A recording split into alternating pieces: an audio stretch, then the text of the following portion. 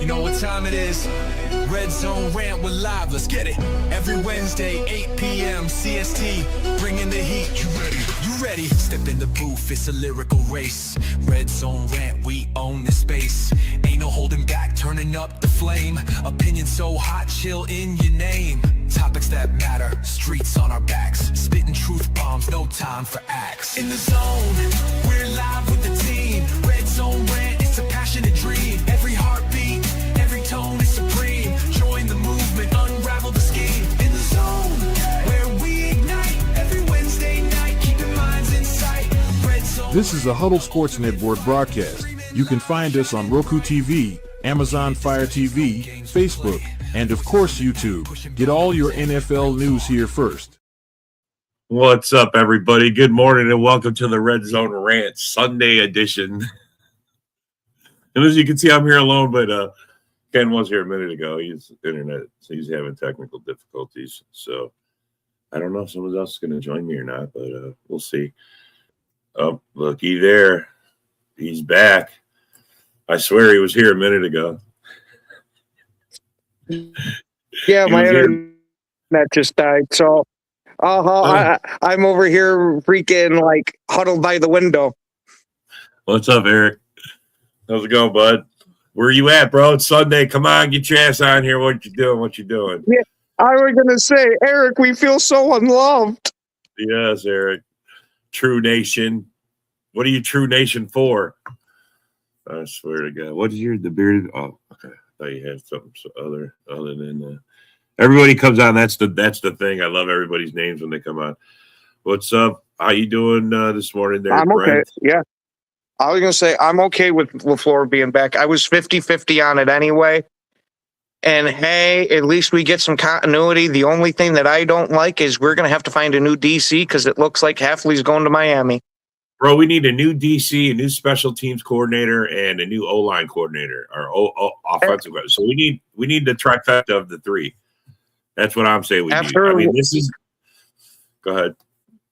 After looking at the stats for the special teams more and more, it's that our special teams are up and down, actually. Some of our special teams are actually decent. I think a lot of it has to do with us not prioritizing special teams players and using that end of the draft for getting developmental guys all over. Sometimes, hey, you got to take a special teams guy, dude. Yeah, no, well, that's the thing. Like I was telling you about that Tom Grossi interview, or him breaking it down. It's like during the LaFleur era, the entire time he's been here, it's like special teams is just a side note. It's not even a real thing. It's how it's been treated, and it's come through. It's come through in a lot of things. And then the other thing he pointed out, he goes, "We keep throwing wide receivers back there. Some of our best wide receivers, hoping that that's going to change something. I mean, we even put Jacobs back there during the Bears game. I mean, what was that?" I mean, who's making these decisions to like throw our star players out there to get killed on the kickoff? Apparently, Jacobs has been practicing returning all year long, and since training camp, it's that they wouldn't let him. Well, let me rephrase that. LaFleur would not let him do it because he was so valuable to the offense. And then once it got playoff time, it was okay. Now special teams actually matter. So yes, now you can use them. Yeah, facts on that. Special teams, man. I love it. What's up, broski? I love that. What's going on, fellas? Good morning. What's up, man? What's up? What's up there, broski? Are you excited, bro? You're the last game of the weekend. Are you? Yeah, ready? man. I will be. Like as soon as it hits, probably around like 5 o'clock or something. Man, I'm gonna start getting amped up. Yep. Yeah, no, I feel you. It's playoff football. I still get amped up even though I'm not playing. Yeah, no, I hear you, man. But yeah, that Seahawks game, that was a fucking massacre. I mean, bro, I thought they'd win by 10 or more, but I didn't think they'd win by fucking 35. So, bro, 5 touchdown ass whooping. I mean, a straight 5. I mean, oh my, Ken's got internet issues. 5 touchdowns, bro. How are you even in the playoffs if you get beat that bad? Well, and after watching that game too, it's kind of funny because you know, both the Broncos and the Seahawks have similar issues, I think. So Bo Nix being out for the season. Oh, you know, done. and then dude, Sam Darnold is not 100% right now. I don't give a fuck what anybody says. He only attempted 17 passes the entire game. Like, I understand they were up, but still, dude, there's a reason why they weren't having Sam throw. He only completed 12 passes the entire game. Come on. Who had 3 touchdowns? Was it Walker had 3 touchdowns? I mean, they leaned on the run. Yeah. But I'm just saying, like, dude, come on, 12 for 17, 124 yards. Like, even in a blowout, your quarterback's going to have more attempts than that. Like, if there's, but like I said, I think there's something wrong. What did he do? What did he do? How did he hurt his oblique? What? I mean, bro, this is serious. I mean, your team's ready to play in the playoffs, and you blow your oblique out or do something. I mean, he's definitely not 100%. Like, no way in hell he's still. That was safe though. That defense is nasty. Their defense is nasty. Well, and what conversation did I walk into? We're talking in the Seahawks game. Rashid is I didn't know that guy is fast as hell. I don't understand why New Orleans let him go. Holy New Orleans let him go to get draft capital because their team isn't going anywhere, and that's the smart move because otherwise he's going to walk for nothing. So it makes sense to do that. Yeah, so Colin, I was talking about how Bo Nix, like Denver won, but Bo Nix got hurt, and then I was saying how like Seattle won, but dude, Sam Darnold is not 100% healthy. Like, there's no way it's what I keep saying about him, though. Like when you need him to stand up, like the running game and the defense is what won it for Seattle. And that's what is going to win for Seattle. It's not going to be Darnold. And everybody can say, oh, the Vikings made a mistake by letting Darnold go. I'm like, did we, though? Well, I mean, here's the thing. Like, whoever wins between the Patriots and the Texans, they're going to be walking into a game playing a backup quarterback. Whoever wins between the Bears and the Rams, they're going to be playing a less than 100% Sam Darnold, that's for sure. So, God, I hope the Bears win this freaking game today because I mean, I picked the Rams and the Patriots in the Super Bowl at the beginning of the playoffs. That was the Super Bowl. I put a bet on it that the Rams and the Patriots would be in. I didn't know all of these other things were going to happen, but I felt like the coaching of the Rams, the experience of the Rams, and getting Devontae Adams back, that was going to be the X factor for the Rams to do it. I think their defense has been slightly underwhelming, and I always kind of wondered what everybody thought about their defense, but yeah, I mean, that's who I picked to start. I mean, there wasn't like any bias with it. I just was like, these two teams seem like they had the most logical opportunity. Bro, you still have a shot at that. So, I mean, good. Congrats on that, bro. Woody. Yo. Woody, good morning, bud. But yeah, man, calling designed runs for quarterbacks, like unless it's a quarterback sneak, it's not going to end. But dude, it's so risky, and now you see why. They call design run for Bo Nix, and boom, there goes his ankle. Second to last play of the game in overtime. Like, dude, come on. Like, quarterbacks are going to roll out. They're going to design rollout passes, and to get the quarterback to move, and you know what I mean, that type of thing. But actually calling a designed run where the quarterback keeps it and runs, I fucking hate that for the NFL. Just hate it. Because now you see why. Shit like that, man. I think push play is one thing. Like a push thing, that's one thing. Yeah. But calling out like a bootlegged run. I mean, if the quarterbacks are running in the NFL nowadays, it should be out of like sheer desperation, not necessity. Because it's too important of a player. I mean, you saw with the Vikings. If you don't have a competent quarterback that can complete a pass, you're fucked. So that was proof of it this year because the Vikings defense played extremely well. Even if you look at the Seattle game where we got blown out, the Vikings defense held on for like 3.5 quarters in that game, and then Seattle blew us out at the end. But that was just out of sheer frustration. So if you have a competent completing the pass quarterback, you got a chance. Yeah, two things. I'd love to see Brian Flores leave the division. He did a remarkable job this year. And I don't. I know you don't. I'd like to go to adios. Yeah, I'm not talking about when a quarterback drops back, and everyone's covered and he sees an opening and takes off and runs and slides, gets the first down. That's cool. That's just being smart. Don't take hits, whatever.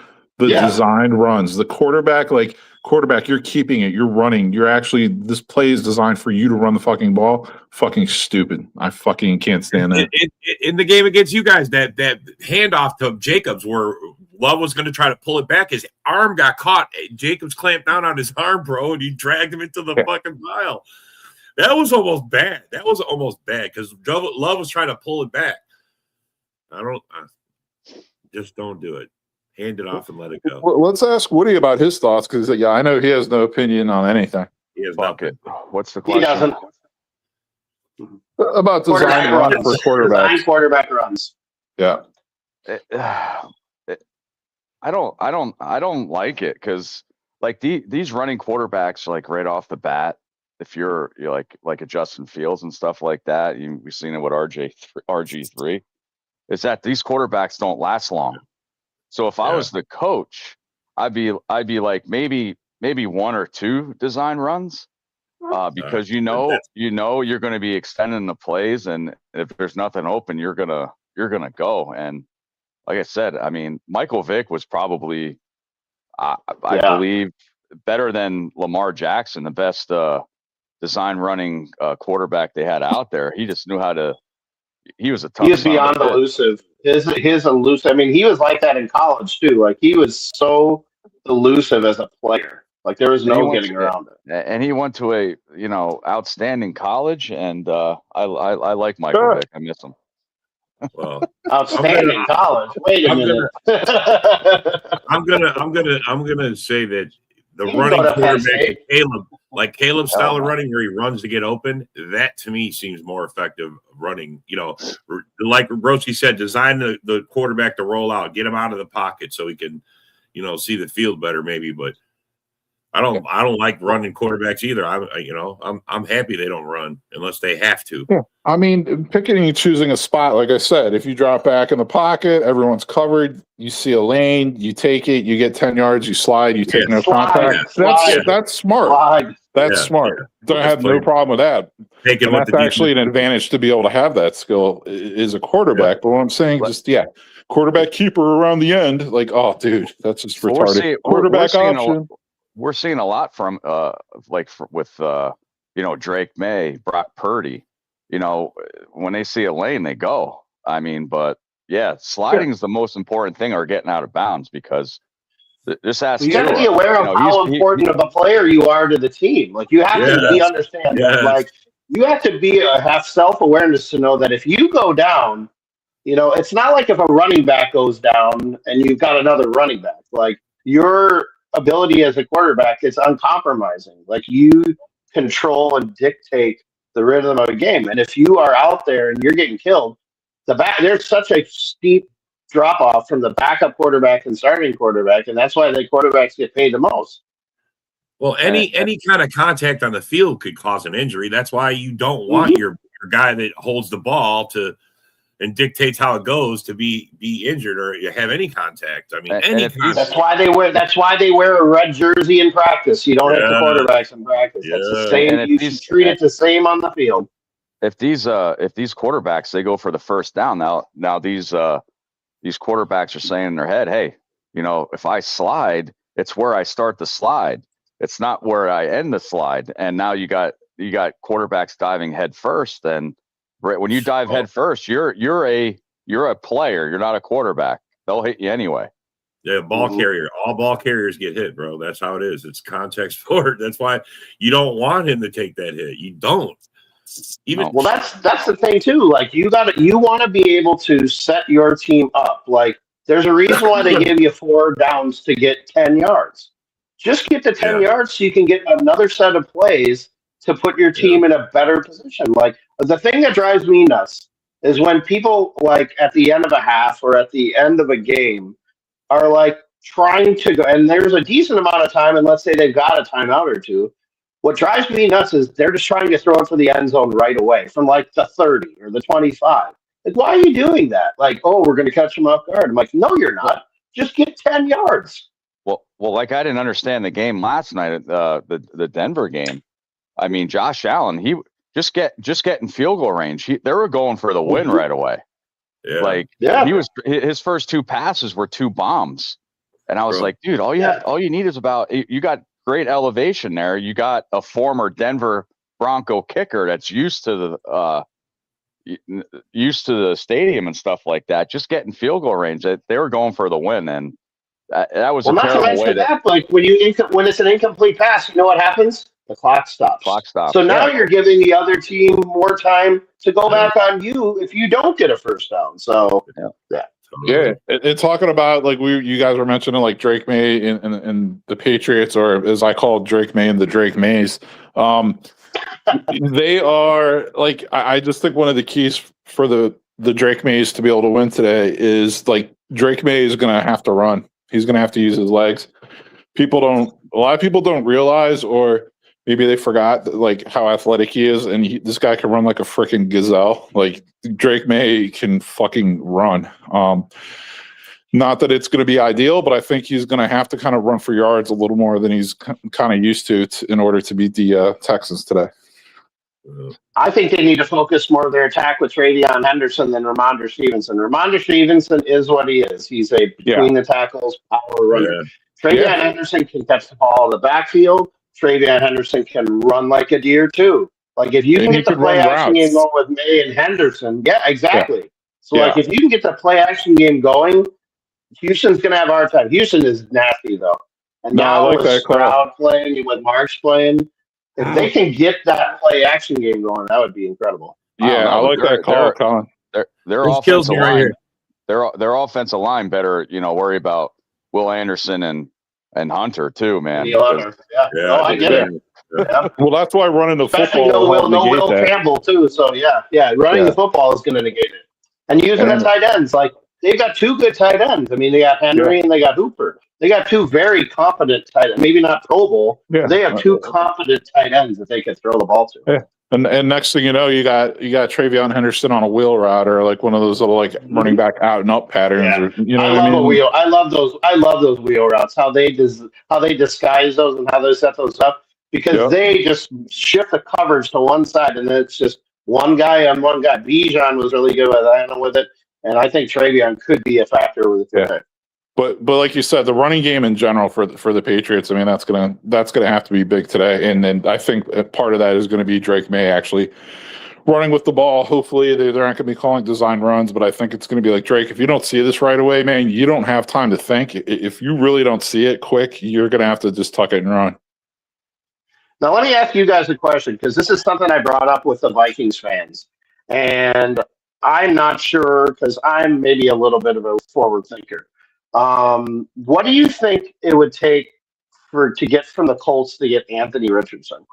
And I'll preface it by saying I've got a plan beyond this. But how big of a pick do you think it would take for the Vikings if they were to trade for Anthony Richardson?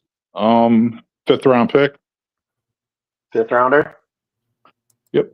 What do you guys think? Not much. Not too much. Possibly a 6th rounder. Not much at all. Okay, so let's hypothetically say the Vikings trade for a 5th, 6th rounder. And I brought this up with Vikings fans before, and they think about it, and they're like, well, it sounds good in theory. I use this as two references, Taysom Hill and Terrell Pryor.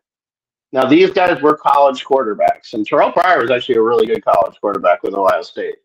But they somehow managed to find a niche by being like Weapon X players. Like, there's not a defined position for him. So, like, he's got the size to be a tight end or a big, like, throw a jump ball to a receiver in the corner of the end zone. Why not try to morph Anthony Richardson, who most teams, I'm sure you all agree with me, don't see him as a starting quarterback anymore in the NFL. I don't even know if I would see him as a backup quarterback because he's got a lot of athletic gifts, and I think he can be a successful NFL player. But why not use him as like a Weapon X? Because you've seen he's a first-round quarterback, quote-unquote first-round quarterback, but you see the athletic gifts with him. Do you think he would be able to change his mind and change his framework into just being an NFL player and being successful as a weapon on a team? In theory, I would. It's tough because you think it makes sense to like everyone else looking at him. Like, dude, you're not an NFL quarterback. The only problem is you have to convince Anthony Richardson of that, and then also it's going to come with I agree on that. Yeah, it's going to come with a much lower pay grade also when you switch quarterbacks from position to whatever. So even if he gets a job as like a backup quarterback, signs for, something like he's probably getting like 20 million a year or something just to be a backup, So like, I don't know if he's ever going to get that being, one of those hybrid running back, tight end, wide receiver players. But I agree with you. Like, to me, his role, like he couldn't ever be like a real full-time tight end because I don't think you could ever teach him how to block. But to me, he's like a receiving tight end / big wide receiver. You could line him up on the outside. You could line him up in the slot. You could or as a running back too. Yeah, I mean something like that. Like ideally, I think it would make sense. Guy. I don't like gadget guys. Slash. Well, it's not so much that he's a gadget. Well, I mean, it's not so much that he's a gadget guy. Like he's a big dude. I mean, he's a big dude. Like he's like 6'5". But you're saying play him out of position, play him in something else that maybe he makes it, maybe he doesn't. I mean, yeah, I mean, I don't know. I just don't like those kind of guys. To me, those guys are a waste of fucking time. Yeah, I mean, I felt like with the Bears a couple of years ago, and I think this is more organizational dysfunction. And I know Justin Fields has, regressed a ton, but I think that has more to do with confidence and his organizations having faith in him. But when you guys had Montgomery, Khalil Herbert, and Fields, I felt you guys had a really innovative offense. It may have not been like throw the ball way down the field, but God, you had three guys that you really, as a defense, had to pay attention to when they were on the field. And yeah, maybe it was predictable, but you had three really athletic guys that could produce. And I felt like you guys gave up on that really quick. And I mean, in hindsight now with what you got, I think I get it. But like at the time, it looked like a good start to a young offense. But I'm curious your thoughts. Yeah, the O-line, obviously, the reputation for the Bears offensive line is not good. Yeah. And when your quarterback is leading your team in rushing over 1,000 yards, believe me, that wasn't designed runs. That was, I need to get the fuck out.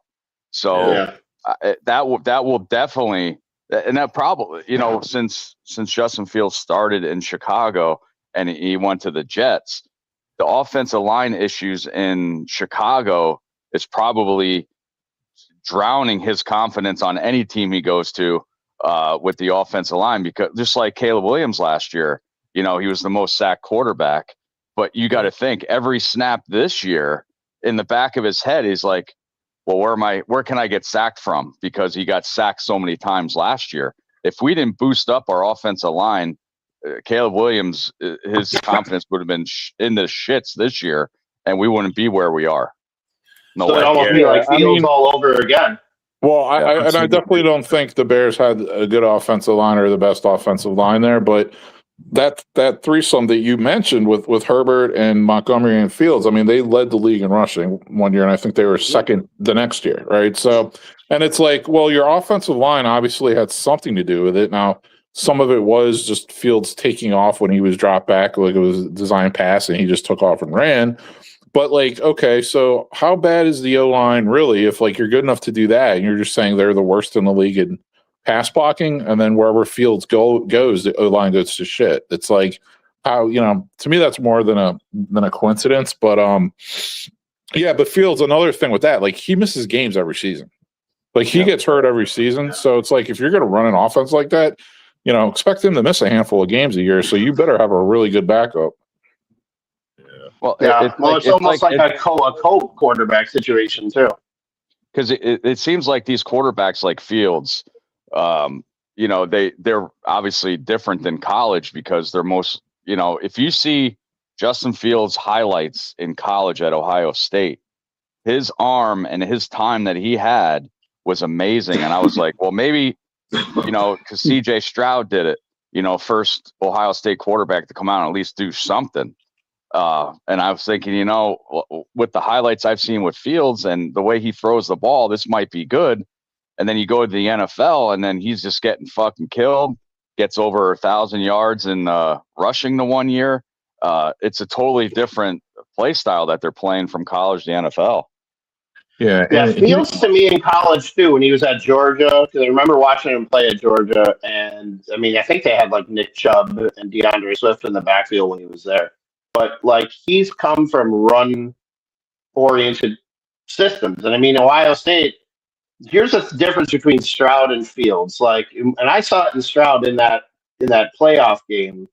He was far more willing to accept being in the pocket and throwing the ball way more than Fields ever. Fields would always take off. Stroud would stay in that pocket. He would take the big hit, and he would deliver. He'd deliver those passes. So I think he knew that when you get to the NFL level, that's what you're going to need to do to win.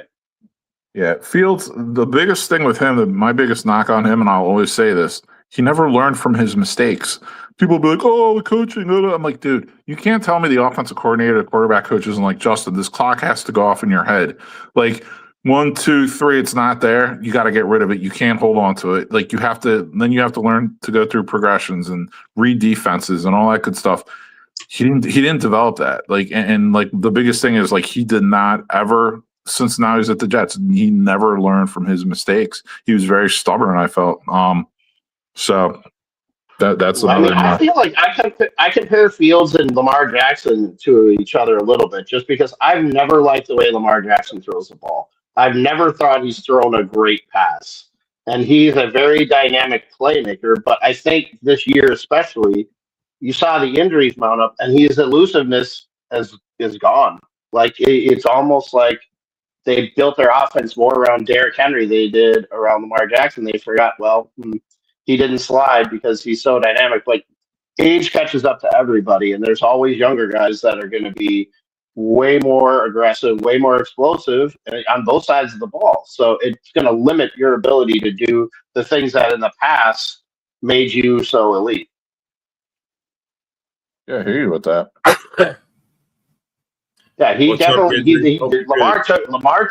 Lamar took 3 steps back this year, in my opinion. But yeah, and I was on a Lions show, just like in the comments and stuff, but like having conversations, and like the thing with the Lions fans are saying now is like there's no difference between Josh Allen and Goff because Josh Allen can't win in the playoffs and all this and that. And I'm like, dude, guys, seriously, stop that shit. I'm like, this guy carries the entire team. Goff needs everything. Goff needs Allen, really? Yeah, wow. Goff needs everything perfect around him. I'm like, dude, if Josh Allen was the quarterback for the Detroit Lions and he had fucking Amon-Ra, Jameson Williams, Gibbs, Montgomery, Porter when he's healthy, they'd win the fucking Super Bowl every year. They win the Super Bowl every year. Yeah. They'd be in the Super Bowl. Yeah. So this is like why I always like my default is always like going back to rip on Lions fans because I think they're just borderline all special needs. Nice. Well, that is a stupid take to say that. I mean, yeah, Josh Allen did have a major collapse yesterday. I mean, the first time in his career, he fucking had 4 turnovers himself. Sure. Totally get it. You're not winning a game. But that never happens, though. Like, he's been carrying that team on his back his whole career. They have not. One time they got Stephon Diggs, and that was really their one elite wide receiver. And I said all along, I'm stunned they didn't trade with New Orleans for Chris Olave. Because I felt like if they would have traded for Chris Olave, they probably would have been the number 1 seed. Like, that's how big of a addition Olave would have been for the Bills. Let me tell you, that was a big pickup with Seattle with Shaheed. I mean, wow, they really and going back to the Denver game. I mean, with the Josh Allen issues yesterday, those 2 calls. I mean, holy shit, dude! And it came down to those 2 calls, and obviously Denver won. So yes, those turnovers hurt Josh Allen, but I think the refs won the game for the Broncos yesterday with those 2 calls. The pick too, the rollover pick with Cooks. I was like, how far does a guy have to be down with possession of the ball to be considered down? Like, the ball didn't start moving. He popped it out after he was already on his back. Yeah, like, he was already down. You have to be down. He was already down. Like, how far do you have to be? Me and Isaac were discussing that at the time. We were watching it, and literally, I was like, how is he not down? But you have to complete the roll. That's the thing, is they put that on there. You have to finish the roll. And in the middle of the roll, he took the ball away from him. But when he caught that ball though, and he was down by contact. Right, that's what So I said. it should Yeah, stop. that's it my should point. Stop right there. And they did not. And because me and my wife were at the bar and stuff like that, just getting something to eat and watching that game. And I was like, well, where's the fucking review at? Well, Yeah, I didn't They see should any review. They review every turnover. They have I to was review like, every They turnover. have to, yeah. That's the rule. They have to scoring. I and was. turnovers I and didn't see. scoring plays. All I didn't see scoring I didn't see any refs with their headsets on, looking at the iPad, wherever the fuck they look at these days. Well, And no, I they're was supposed like, to look at it in New York. They're supposed to double check it with They're New York. supposed to at New York, yeah. New York already said it was that's what New York said, and I didn't Yeah, understand. and then that's what's confusing is because he caught the ball right, and then he got up, and what it He was seems down. the new rule is it's a catch if he makes a football move. You know what I mean? Yeah, he has But to if he's make a move. landing, but What like if you toe tap and go out of bounds? Aren't there's you that- instantly? I mean, yeah, it's- well, yeah, there's those because if you toe tap, you're definitely Okay, you're but definitely in.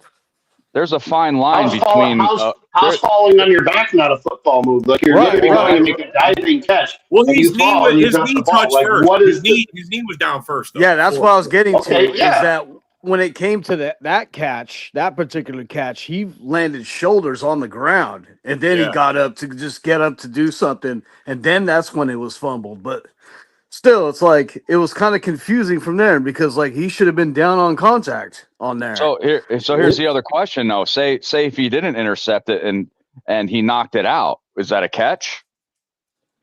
And then yeah, that is a catch because Like, what- he got up to do a football move. You know what I mean? And then that's what they consider now as a catch. But it's just like if you're going into the goal line, and they always show it. They freeze it right where the guy makes contact.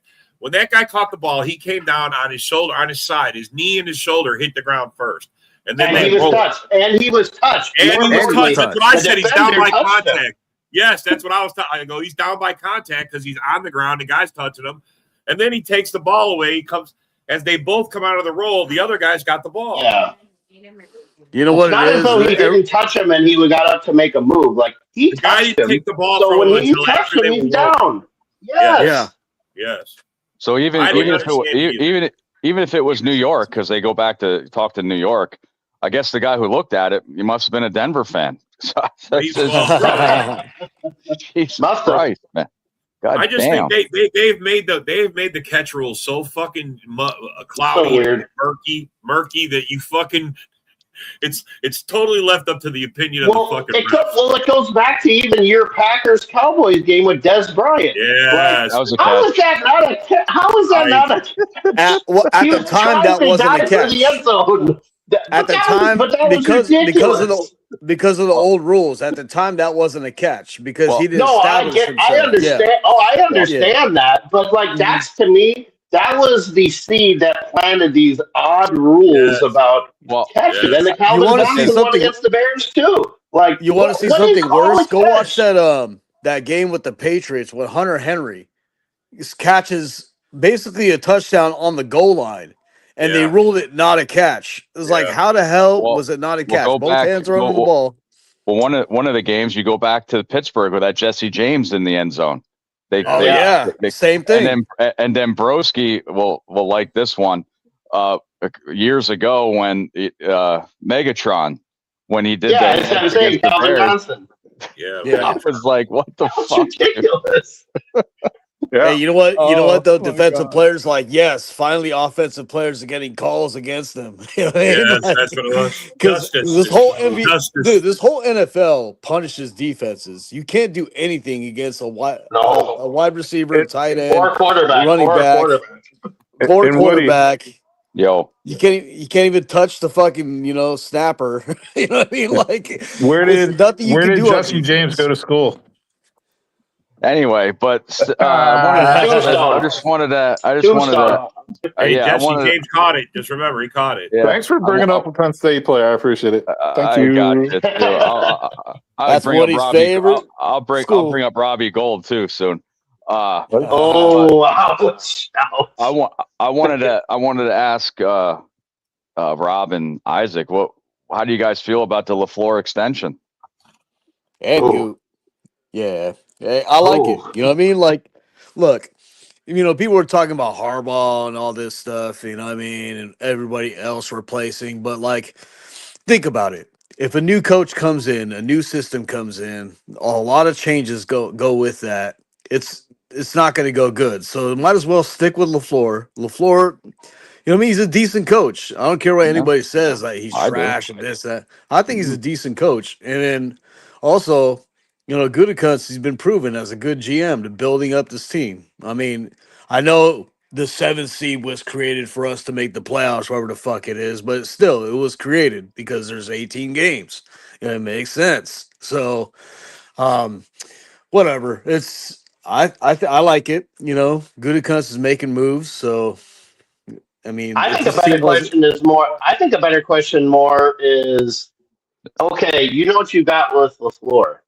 Yeah. What about if the question would have been, if we let LaFleur go, maybe it's because we want to keep Jeff Hafley as the head coach, because that was truly the strength of you guys' team until Micah went down. So could that have been maybe something that could have been discussed? Because I think Hafley's going to end up somewhere. Yeah, I mean, Hafley's what I'm leaving. hearing, he's the strongest candidate to be hired as Dolphins head coach. Like they have him top of the list, so that might happen sooner or later. But yeah, I agree with you. I love Hafley. You know what I mean? If I would love to if I can keep him around, especially for Micah. You know what I mean? Micah I loves mean, for a Hafley. guy So who just stepped in and just totally changed the climate, the climate for your defense, like he was impressive, and I didn't expect that from him. But man, he stepped right in and he developed. I mean, I think if you guys get a corner or two, I think you guys yeah, are just as good a defense as anybody in the NFL. I think we there's need a zero center chance. too. Yeah, there's zero chance Hafley returns to the Packers with all these head coach openings. I don't see how. All right, go ahead. Yeah, no, I was just gonna say with like Stefanski going to the Falcons, so it's like you got the two big guys off the board, Harbaugh and Stefanski.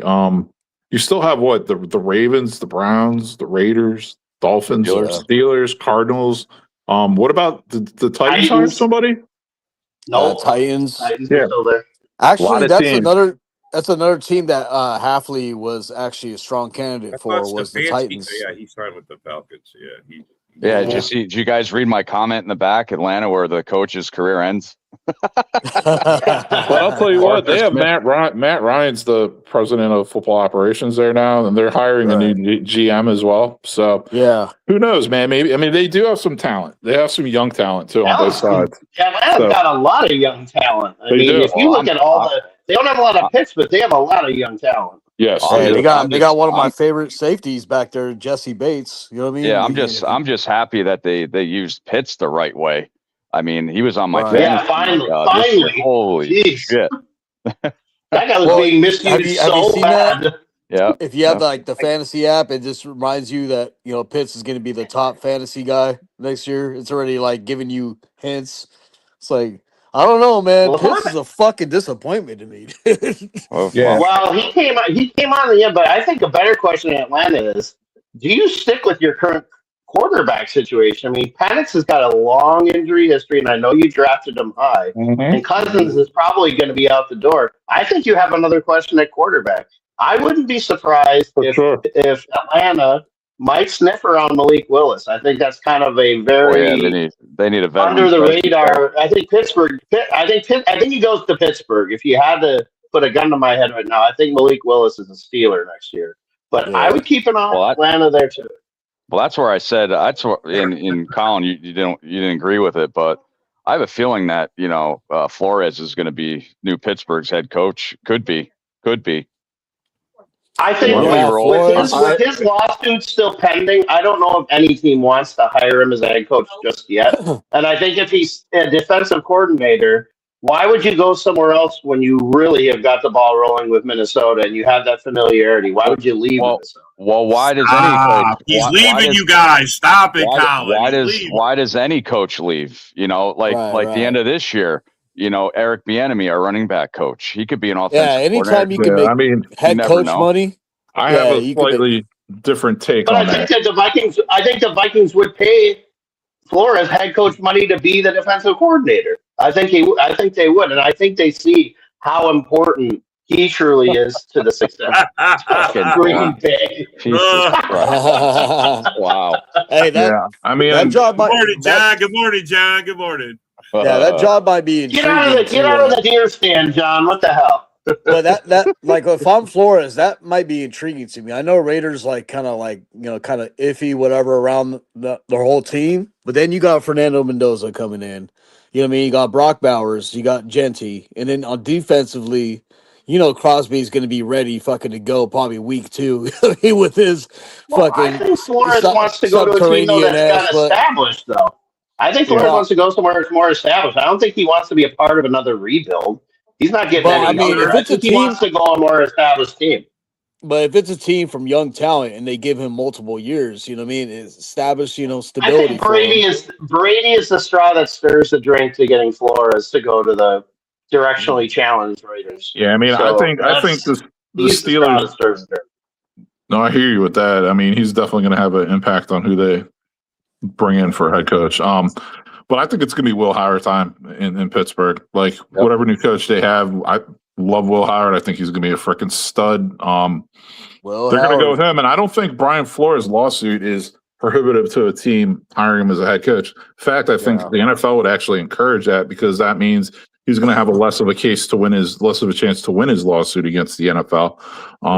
You know what I mean? I'm curious how much the lawsuit is for. I'm curious why he hasn't been hired yet because. Like, how much money is he suing the league for? And that's another point, too. So, like, if you get hired as a head coach, let's say you sign, like, a 5-year, $15 million a year deal, that's $75 million. So his lawsuit might be twice that. Let's say it's $150 million or something, right? But the thing is I think it is. I think it's probably, like, 150 or something. Just speculation, but just a guesstimate. But, like, my thing is this. It's like, if you're Flores, do you take like the $75 million guaranteed, knowing like, dude, you don't have to wait a couple years. You're going to win automatically. This money is yours. Or, would you be willing to punt your lawsuit because of it? I think he would, I'm curious. He loves defense, though. He does. G-Man. Yeah, that's actually a good rumor that's going on that because LaFleur is good friends with Raheem Morris, that if Hafley leaves, Raheem Morris would step in as RDC. I think a guy to keep in mind with Pittsburgh is Jeff Udinsky. He's a really young offensive coordinator. I think he's like 30 years old. Udinsky's from Jacksonville. And I think that Pittsburgh, if you look at their history of hiring head coaches, they always hire them really young and they stay forever. So, like, I think they're probably, and I know that Flores has familiarity with Pittsburgh, but I feel like Flores almost has a little bit of that Mike Tomlin kind of natural leadership type of thing too. You know what? Well, yeah. But I think he's older though, so that's why I think Udinsky might be somebody to keep an eye on too. Listen to this train of thought as well. So, like, you got to keep in mind. I think a lot of hires haven't happened yet because they're waiting on coaches from these playoff teams to get knocked out. So, like Chris Shula, the Rams DC, Clint Kubiak, the Seahawks OC. I could see those guys. Why you would cover all three of those coordinators. I'm just saying. I think they could be hot names, man. Yeah, all three of those coordinators for the Rams are going to be poached. Exactly. Even Michael LaFleur. When Colin said before about coaches going to a team that is established, what is Harbaugh doing? Giants are not established at all. All they have is he brought Todd Monken with him. He player personnel. He is bringing Monken with him. Yeah, Jackson Dart. That's their OC now. The Giants. I give him 2 more years if he's running the way he is. I know they didn't have Neighbors. Their D line. Well, I thought it would be out. Yeah, a top 5 this year with all their players. Abdul Carter. Where is he from? He did shit this year. I forgot what college he played from. Hey, Broski called it. He was gonna be bad. Burns, I didn't hype him up at all. Burns I didn't think he would be porno bad. You know what I mean? Where he's fucking watching porn during meetings and shit. But Burns is a great defensive lineman, obviously. But they're a big disappointment. And I was like John Harbaugh to the Giants. I'm like, what the fuck? John to the Giants is a big market. He's a big name, so it makes sense. But Oof. I'm curious to see. What they do with that because are you making a decision on Jackson Dart? Like, if you can get a guy to just get him to slide, like he's dynamic. Again, this goes back to our conversation about quarterbacks and using them as offensive weapons as opposed to using them as they're the quarterback. We need you healthy, so quit running around like a chicken with your head cut off. Right. Well, yeah. I mean, he'll bring in some. I mean, Munkin. We'll see how he works with Munkin, but Well, like, Harbaugh's got experience with a running quarterback. I mean, he's got experience yeah. with a running quarterback. I think that's what he had that's a my lot of his point. career. Like, they need to rein him in. I wanted to ask Isaac this. I mean, with What's the up? Raiders situation and stuff like that, you think Tom Brady will bring Bill Belichick back? Dude, Belichick's having fun in the college party life, doing fucking yoga in the sand and shit, dude. So you go from Pete Carroll to Bill Belichick. That's like a combined age year of like 160 years old. Nah. Yeah, if you look at the NFL, Tom Brady's a good guy. He's like, you know what, Bill, you helped me out in the past. You brought me to wherever I wanted to be. Oh, here's my payback to you. NFL's changed though. Like NFL's changed though. They're not hiring the geezers anymore. They're hiring the young coach. You know what I mean? The young coordinators that are fucking learning from the geezers that can bring, you know what I mean, life into it or something like that. So if you look around, most of the new hires are young coaches. You know? When the Bears were looking at a coach too, they're going to get that young fuck from Notre Dame, and then I would throw up all over the place. Oh, Freeman? Yeah. Oh my God. I mean, Freeman already said he's coming back 2026. They actually landed the number one commitment school now, Notre Dame, because they just got that from the college football playoff. Yeah, they just got that wide receiver. They should be banned from the college football playoff. Right, they got the wide receiver from Iowa State. They got they picked up this other linebacker from. Oh man, they had some commits that really is going to make Notre Dame pretty scary. Virginia Tech, James Franklin, oh fucking Lord have mercy.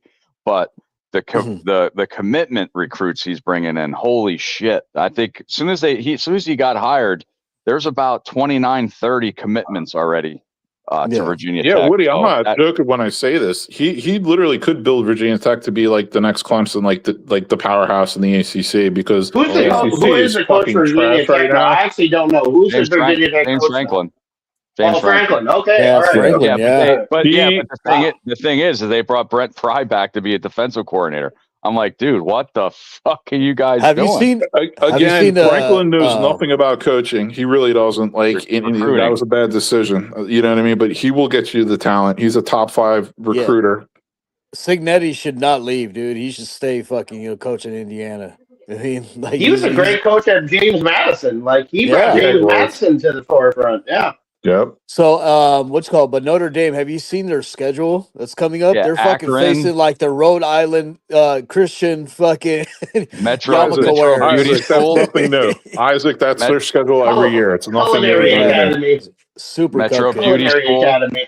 Yep. Yeah, they're playing fucking ITT Tech. Fucking that's been my big knock on Notre Dame forever. Helen Keller School of Blind. Like, if they're going to be an independent, at least play a tough schedule. They're an independent and they play a cakewalk schedule. Well, they took USC off their schedule too because USC was just too good. We need to put put Wake Forest down there. Yes. The funniest shit that they did is they paid Western Illinois $1 million to play them, and Western Illinois won the game. Yeah. Like, thank you for that $1 million. They lost to Marshall like 2 years ago. They paid to get their ass whooped. They paid to get their ass whooped. That's priceless. The first game of the season too. They should do that to Appalachian State like they did when they beat Michigan that one year. Appalachian State. Well, the same thing with Marshall 2 years ago at Notre Dame. Marshall whooped the shit out of Notre Dame. Marshall. Anyways, like, we got like 12 minutes left in the show, so let's go through predictions for today. Yes, sir. Go ahead, Rob. Shoot it off. All right. Well, let's see. It's Bears, Rams. Man, I looked into the stats before the game. I mean, and everybody's talking about this cold weather and his fractured finger, but they got the Rams winning this in on the road. I don't understand it. Is it going to be that close? Is it really going to be that close? I don't know. The Rams are favored by 4.5. Usually the home team gets 3. Yes. So Vegas I don't is picking understand them to win by like 7 or 10. But our Matt Stafford's never won a game. 1 and 9. Yeah, 39 degrees or something, or 39 degrees, I thought it was, or something. Well, it's going to be a running game. Like, you know what I mean? It's going to be fucking check downs and, running game all game. Because that weather is not going to permit, like, you know what I mean? A bunch of, like, deep balls. And the Rams have the number 1 offense? Yep. I mean, yeah.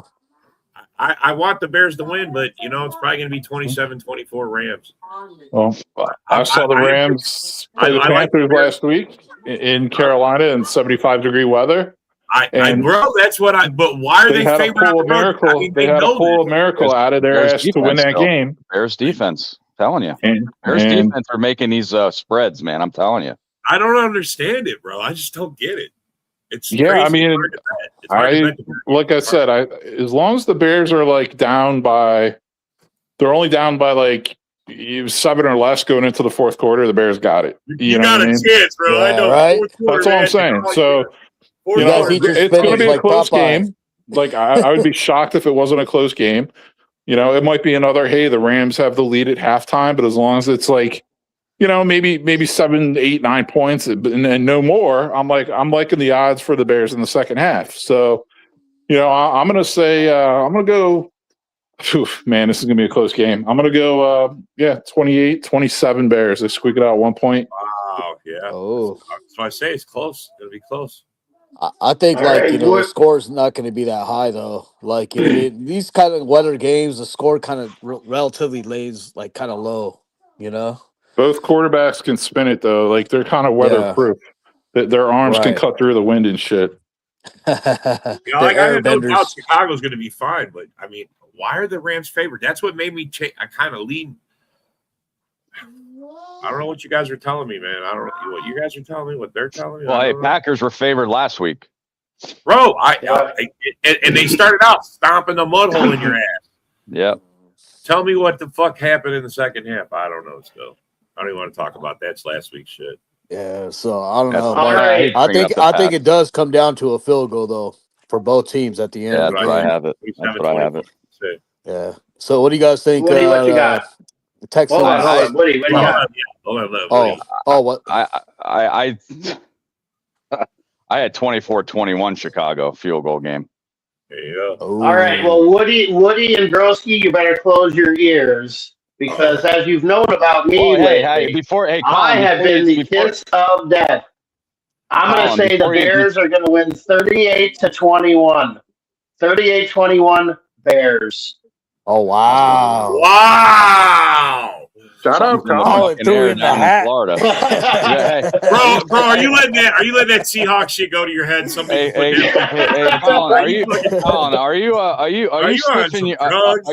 are you sniffing your golf cart fucking carbon monoxide or something down there? John Dorn's case. There's John Hey, Dorn. Woody might send you plane tickets to a vacation. Now listen. And Rob knows this. I've made some picks lately against the Vikings where I picked the other teams to win. So that's why I said close your ears because I think the Bears are going to rope them. So wow. Let's see. Well, and to answer Rob and Isaac's question about what happened in the second half last week, the Bears wanted it more. I mean, that's what it came down to me. They just wanted it more. Fucking A, bro. The Packers, and let's be fair. The Packers limped into the playoffs, literally and figuratively. They limped into the playoffs, bro. I'm not denying that at all. They sure the hell did. I looked at that second half, and then if you look at our offensive line, it just collapsed every single down. Exactly. Yeah. I mean, we just collapsed on both sides of the ball. I mean, one side of the ball, maybe I could see happening. They make some adjustments, but it was like we didn't even like we went home at halftime. We took the bus and left. Right? Yeah. I swear so to God, what do you guys think? Texans or Pats? I'm going Patriots or Drake Mays. I'm going with the Drake Mays. They form like Voltron. They're all a bunch of mini Drake Mays.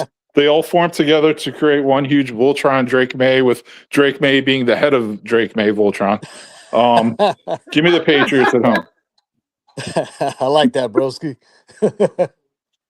I am going to pick the upset. I'm going to take Houston against the Patriots, even though I picked the Rams and the Patriots to go. Houston's defense might be the best looking defense I've seen in 15 years. They are unreal. They are unreal. And with Will Campbell being out for New England, man, your Voltron Mayo might be in trouble. It might be missing a leg. But again, I think if the Patriots can get Ramondre Stevenson off the field, and please put Travion Henderson there. You need dynamic. You need a guy to throw the ball in the backfield. If you can make a chip block, you can throw it to him when they move things around. So if the Patriots are going to win, I think it's going to be very based off of the play action with May and Henderson being in the game, not Ramondre Stevenson. Look, I like 21 to Stevenson. 17. 2017. I like Stevenson, but like, man, Travion Henderson is so dynamic, dude. Like, he has elusive speed, breaks out. How you not put him on the field? You know what I mean? He's such a playmaker. Well, it's like when the Vikings had Chester Taylor and Adrian Peterson. It's like, you don't have to feel obligated to give. I mean, Chester Taylor was a solid running back, but Adrian Peterson was clearly better. You don't need to share. You don't need to share carries. Like, put the guy who gives you the best chance in there. Scary downhill runner. My score prediction for that game is 2017 Drake Mays. Man, you know what, dude? I want to go for the Pats for this one, you know what I mean? But just that Texans fucking defense is so damn scary, dude. Like, Stingley in the back too.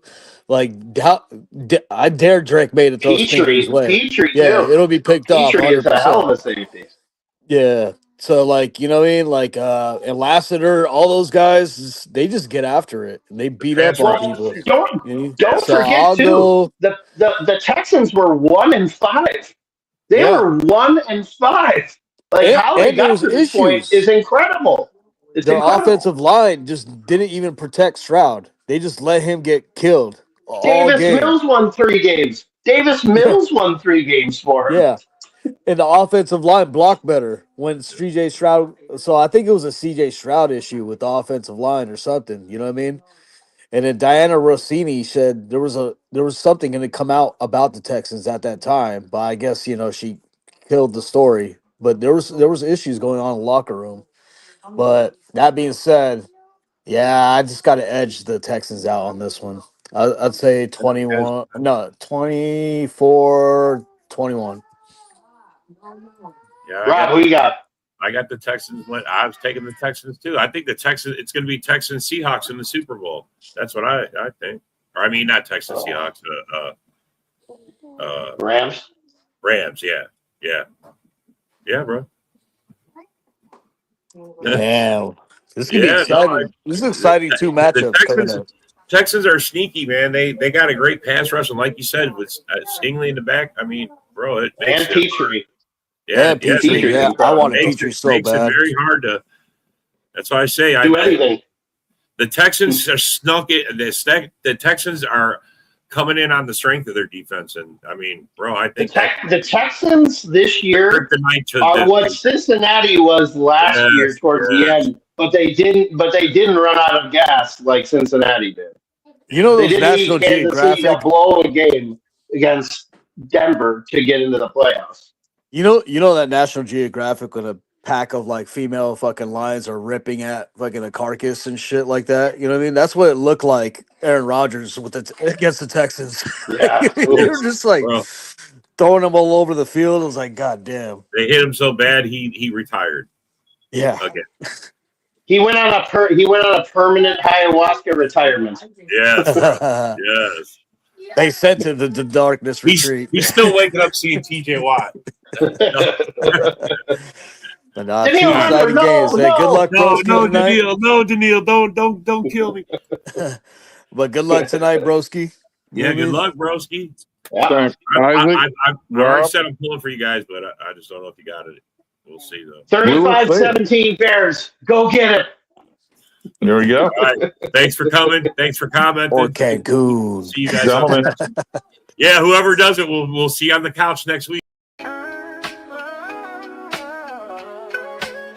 Yeah, yo. It's game time, ain't no messing around.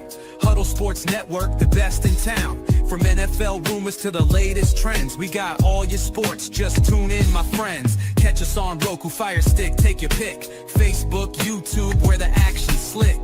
Daily shows that drop like a bomb. From 10 to 11, it's Ken and Ken, stay calm.